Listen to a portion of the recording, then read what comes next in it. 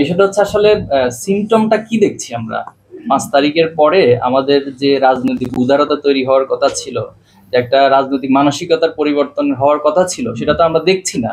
সবাই হচ্ছে ব্যক্তি স্বার্থ এবং দলীয় স্বার্থকে এত বেশি প্রাধান্য দিচ্ছি। তো তাহলে এই যে এতগুলো জীবন আমরা হারালাম, এটা তো কি বৃথা হবে? তো আমরা আপনাকে খুব দৃঢ়ভাবে বলছি, ছাত্র শিবিরের জায়গায় আমরা মানসিক দিক থেকে এবং সকল দিক থেকে খুবই স্ট্রং, যে কোনোভাবে আমরা শহীদের রক্তকে বৃথা যেতে দিব না।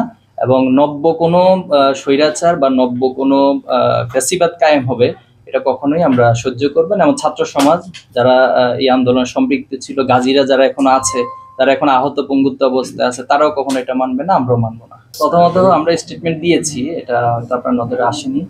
আমরা সেখানে বিস্তারিত এই বিষয়টা তুলে ধরেছি। আর বি টিম যেটা, এটা আমি শুধু এটাকে ডিফেন্স না, এটার প্রতিবাদ জানাচ্ছি। ছাত্র শিবিরের বি টিম সি টিম নামে কোনো টিম নেই, ছাত্র শিবির একটাই টিম আছে। তো আমরা সাধারণ শিক্ষার্থীদের বাংলাদেশের যে অধিকার, মানুষের চাহিদা, সে আলোকে আমরা কাজ করে যাচ্ছি।